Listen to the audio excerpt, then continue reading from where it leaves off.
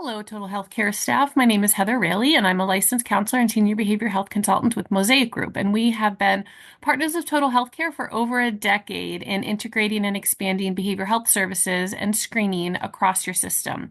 So it's been a pleasure to work with you all. And today I would like to spend some time updating you all on some enhancements and slight changes to the medications for opiate use disorder workflow within all of your practices. This work is brought in partnership through the Maryland Department of Health, specifically the Maryland Primary Care Program, or MDPCP, as well as Mosaic Group. The objectives for today are to understand addiction as a disease, and we will be talking more specifically about opiate use disorder and understanding the diagnosis of opiate use disorder and severe opiate withdrawal. We aim for you to understand the three different types of medication that are FDA approved for opiate use disorder, or OUD, and to gain a clear understanding of the practice logistics and your workflow for MOUD, which I'll be referring to throughout, and as a reminder, is medications for opiate use disorder. Finally, to touch on and discuss a little bit around the stigma and increasing insight and awareness around opiate use disorder and MOUD. So to start more general, the definition of a disease is that it is chronic, that there is no cure, that it's progressive, that the severity and symptoms may change over time, that it could be potentially deadly if not treated. And some examples when we think of disease or chronic disease, first that come to mind are often diabetes, cancer, heart disease. However, addiction is also a chronic illness or a chronic disease in that it is chronic, progressive, and potentially deadly if not treated. I know when we think about chronic illness, we don't often think about addiction, but it is a chronic illness. If we look at some definitions by the National Cancer Institute and the CDC for disease or chronic illness, I'll read the shorter one first. Chronic illnesses are defined broadly as conditions that last one or more year and require ongoing medical attention or limit daily activities of living or both. And as we can see, that substance use disorders in general do meet all of these qualifications. There are a lot of similarities between substance use disorders and other chronic illnesses. We know that there's a genetic link. We know that if somebody in your immediate family has diabetes or cancer or high blood pressure, then you are more prone or more likely to also experience that medical issue, similar to substance use disorders. And just as a disclaimer, when I say substance use disorder, I'm also including alcohol use disorder. There is the ability to respond to ongoing care. So like other chronic illnesses, the care is not just one point in time, but ongoing. And there are significant improvements in quality of life and reduction of use with ongoing care for substance use disorders. Relapse potential. I'll show you a chart in a couple of minutes. We don't often think of things like diabetes and high blood pressure and relapsing in those, but it absolutely does happen. If you've ever had a patient who maybe was managing their diabetes really well, they were taking their insulin, they were checking their blood sugars, their A1C was under control, and then all of a sudden they stopped taking their medication, they stopped checking their sugar, they're falling off track of their recommended diet, this would be considered a relapse. We hear it for substance use disorders, but we don't hear it for other medical illnesses typically. However, it does hold true. The diseases, chronic illnesses can accelerate, decelerate, or remain stable. So almost all of us have experience with a family member, a friend, or somebody that we know well, or in your case, some patients perhaps, who've struggled with substance use disorders for a long time. And we notice at some points it may be more severe than others. Other points they may appear relatively stable, and it fluctuates over time. The onset and course are influenced by environmental factors. So we know that increased stressors, lack of available resources, and so on can influence how severe or not severe the chronic illness is. And most importantly, it is not a choice. Nobody wakes up one day with the goal of being addicted to opioids, right? It's something that happens over time. And when we typically are meeting with patients who are seeking treatment, it's gotten to the point where they're only taking that pill or that medication or the substance in order to not withdraw, to not feel sick. It's not a choice. They're not necessarily doing it to get high or feel high, but instead just not to get sick. Diabetes and substance use disorder, if we look at them side by side, there's no cure for either. Both are usually requiring lifelong management. For diabetes, the goal is control of glucose levels and prevention of complications. For opiate use disorder, the goal is elimination or reduction of cravings. Both are typically identified in primary care. For opiate use disorder, we often see presentation in the emergency departments or urgent cares.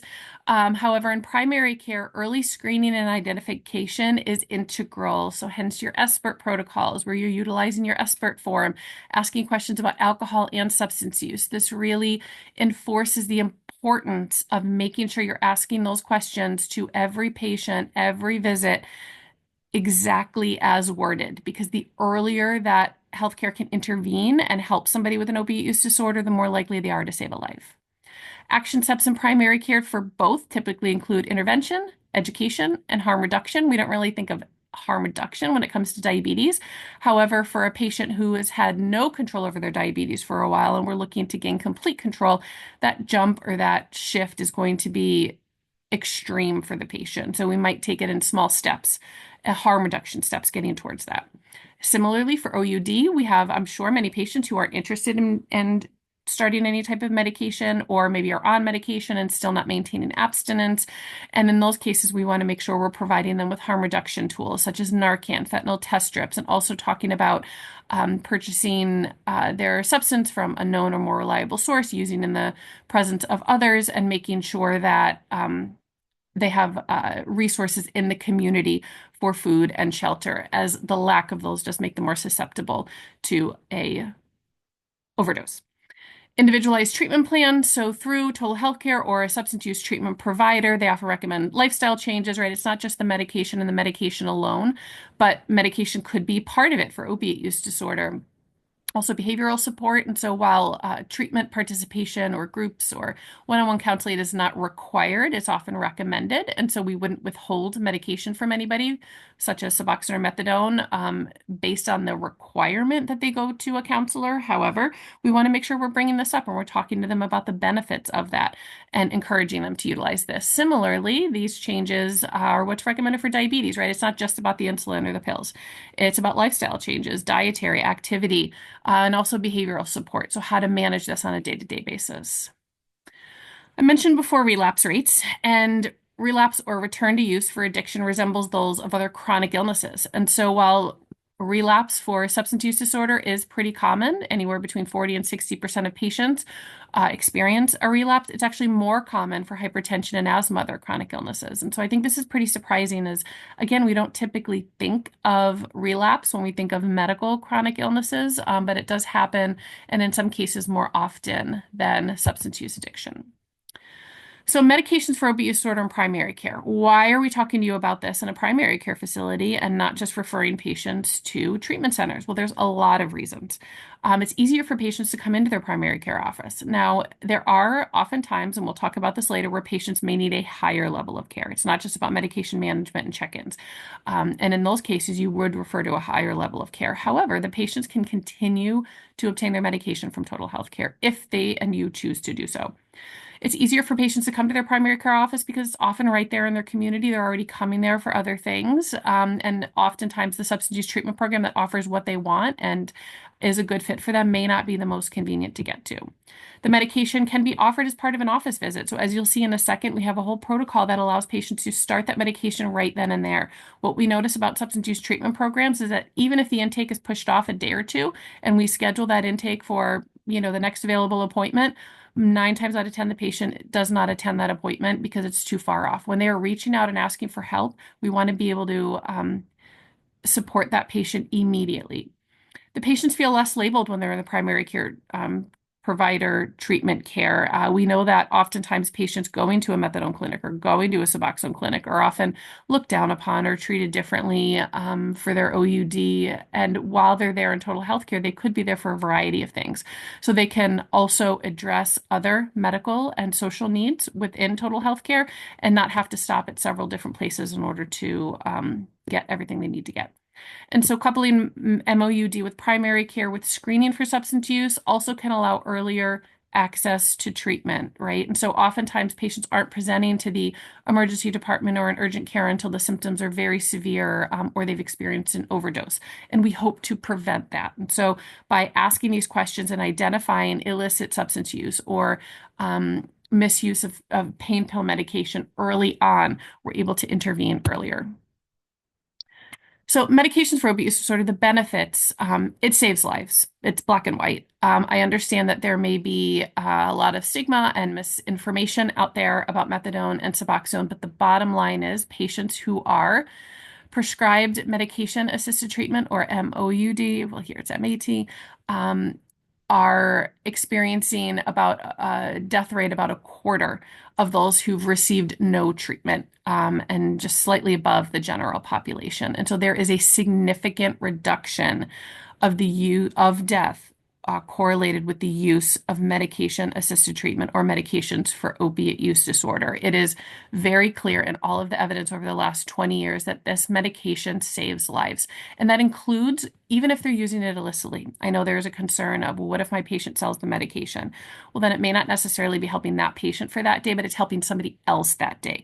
We know that 90% of patients who are, sorry, 90% of individuals who are purchasing Suboxone or methadone, which is harder to purchase, but Suboxone on the street are trying to get into a treatment program and are unable to do so or don't know how to do so, but they want to be in a treatment program.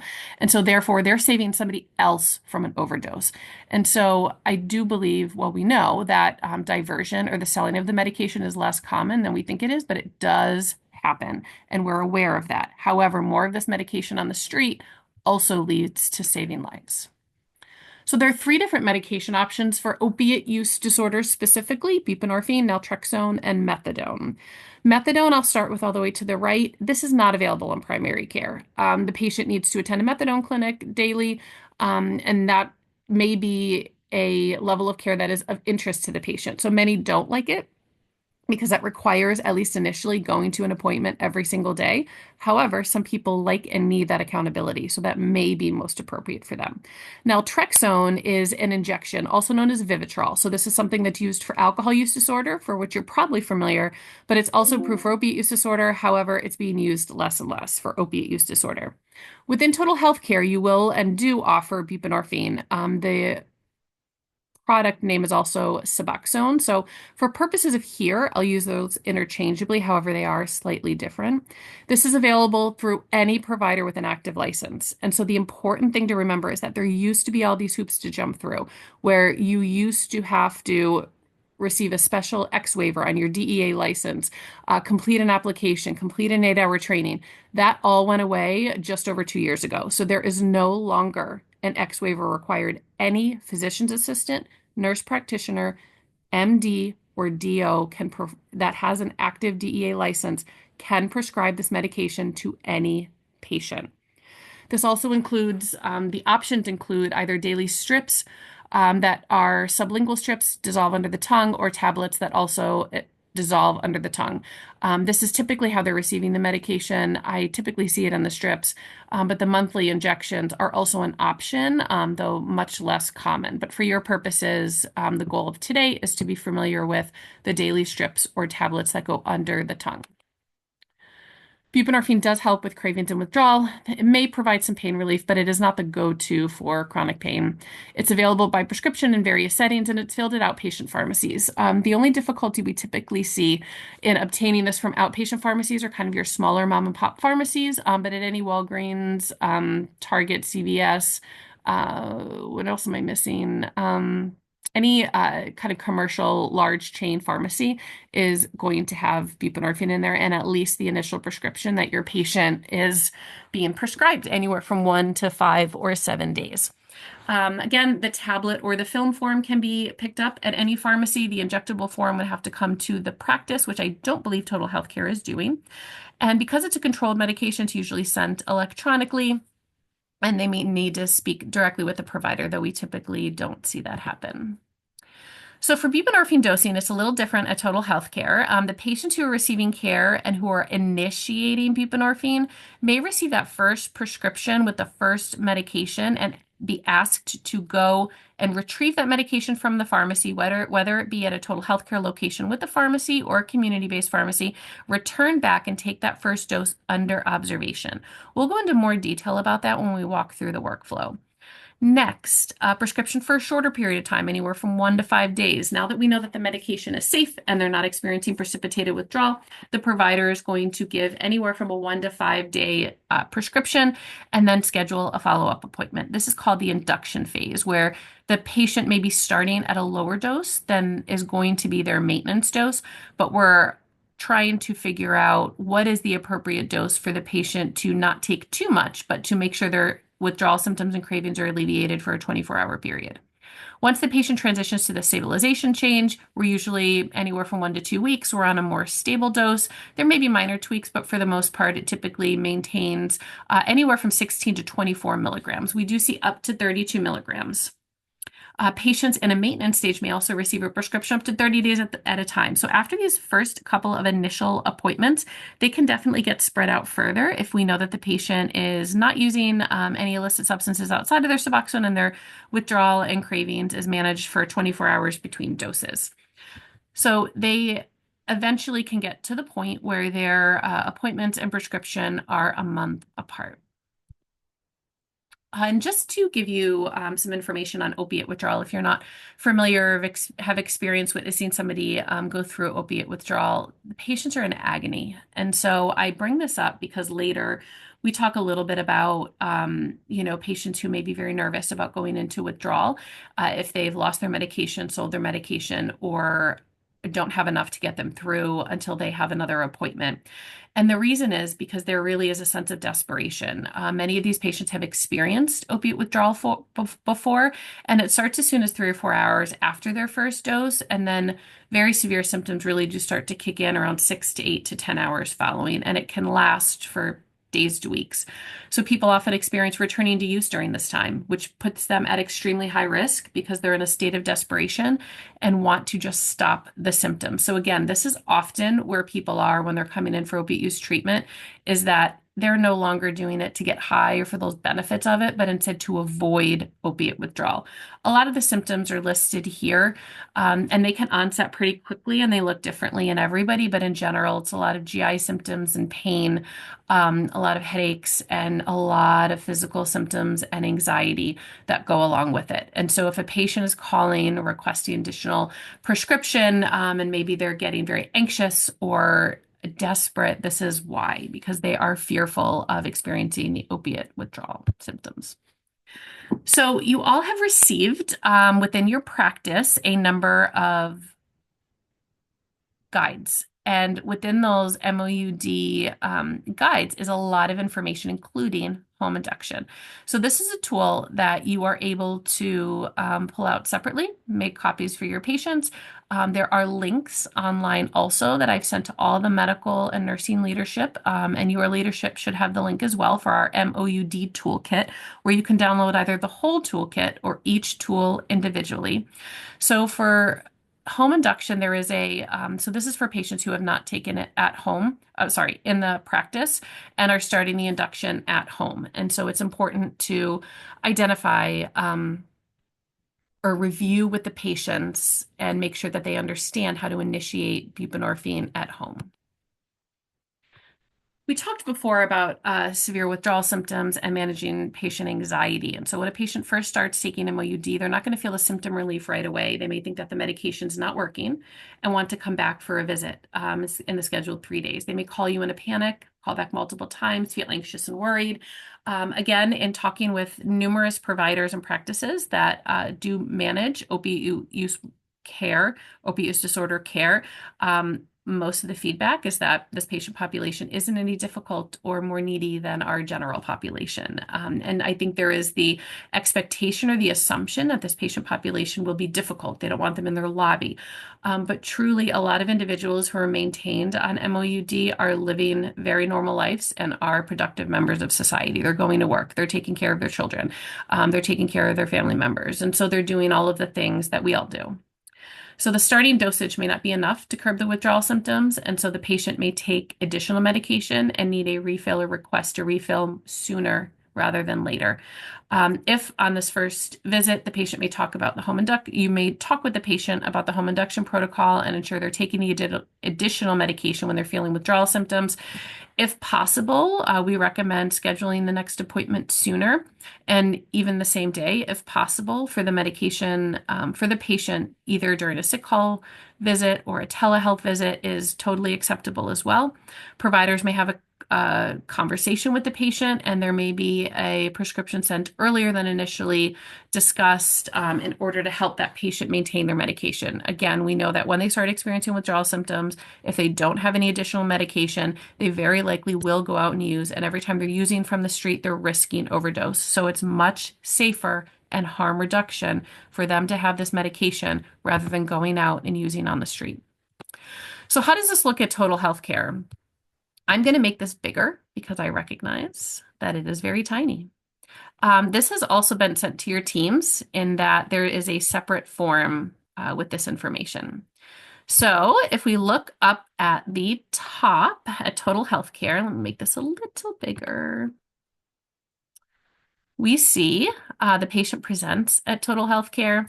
The MA completes initial assessments, including expert, and again, whether or not the patient is screened for expert. If in any way an opiate use disorder is being discussed, then the workflow should proceed. So patient substance use assessment is positive or patient admits to illicit substance use, and the provider delivers a brief intervention about opiate use and identifies specifically if the patient is interested in MOUD. I should note that this workflow is applicable to patients 18 and over. So following the discussions about medications for opiate use disorder, if the patient is interested in MOUD, we see this question box in the middle in green. Is the patient interested? Yes. The provider reviews the PDMP to ensure there's no conflicting medication. Next, is the patient currently enrolled in a methadone program or has taken methadone within the last 24 hours? If yes, then the COWS assessment is complete. And the COWS is the Clinical Opiate Withdrawal Scale. If you're not familiar with it, it's very much like the CWA, which is the Alcohol Withdrawal Scale. So after the COWS assessment, is the COWS score an 8 or above? If yes, and the patient is on 40 milligrams or less of methadone, Total Healthcare is willing to switch patients to Suboxone if they are interested. If they are not, the provider refers the patient back for emergency dosing to their methadone clinic or their home clinic. However, if the patient is interested in switching to Suboxone and they're on 40 milligrams or less, the nurse calls the clinic to verify the dose and initiate the discharge process from the methadone program. The patient completes the paperwork for discharge, and the patient receives a prescription for Suboxone 8 milligrams, 2 milligrams, and then carries on to the process over to the right, which we'll review. However, if a patient, hold on, is not interested in MOUD, as you'll see, all roads at the bottom lead to, oh, we can't see it now, but all lead to a referral to behavioral health. So let's go back up here. So does the patient meet inclusion criteria for Suboxone? And that inclusion criteria is up here in the blue box, and it includes patient denying a true allergy to Suboxone. And that's it. Pregnant patients can be dosed as well, of note. So if the patient meets inclusion criteria, then the clinical staff, typically nursing or provider staff, are going to complete that clinical opiate withdrawal scale. That score of 8 or above means that their withdrawal symptoms are severe enough that they're not at risk for precipitated withdrawal. The provider gives the prescription for 2 8-milligram Suboxone sublingual strips. They retrieve the medication from the closest pharmacy. The patient returns to the provider and is administered that first dose of Suboxone. If the patient is currently enrolled in a Suboxone program, then they may give the patient a shorter course of medication, 1 to 3 days at about 16 milligrams per day, just to help them carry over or have bridge the gap between today and when they return to their program. If they are not in a program, they can provide them up to 3 to 7 days of Suboxone, up to 16 milligrams a day. Oh, Apologies.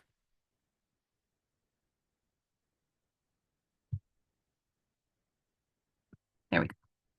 Following any administration, the provider is going to review again the home induction and advise where they are in the process and where to pick up on that. The patient will be asked to remain in the practice and observed for 45 minutes to ensure there's no precipitated withdrawal. But truly, if there is precipitated withdrawal, it's going to happen almost immediately. And then the provider enters the order for ECW, a substance use disorder and treatment. So let me get back to regular size here. Again, I realize that's a very quick overview of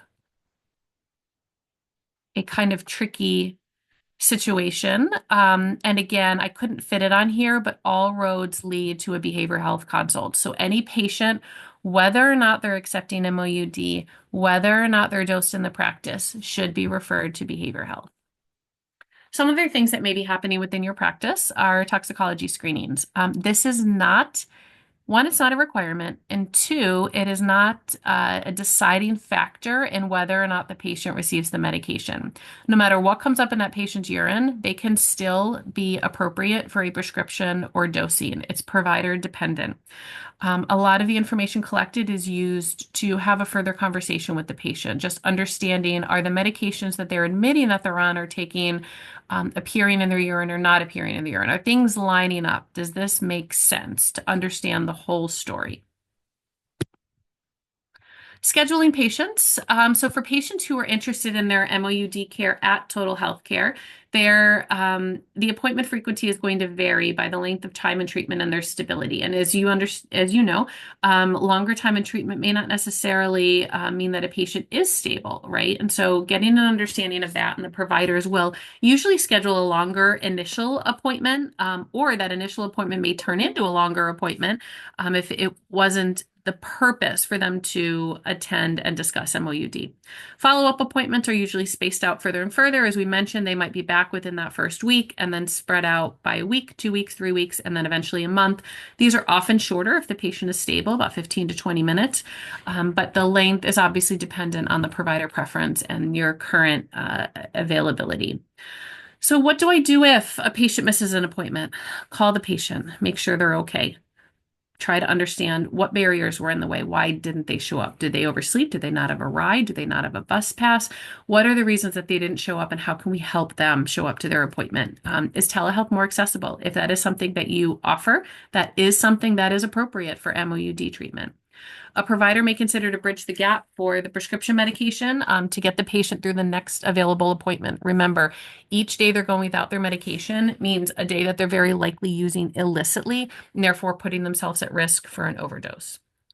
A patient reports that the medication was stolen or that they took all their medication.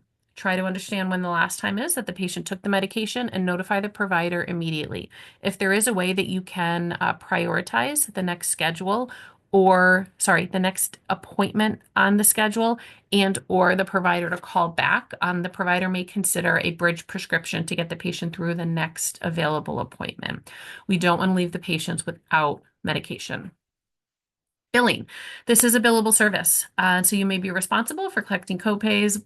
Very unlikely at a FQHC, I'm not sure, but included in here anyway. But MOUD visits can be billed above and beyond the normal visits, and there's typical billing codes that are utilized. And there are also telehealth modifiers, but I do understand that FQHC billing is a little bit different.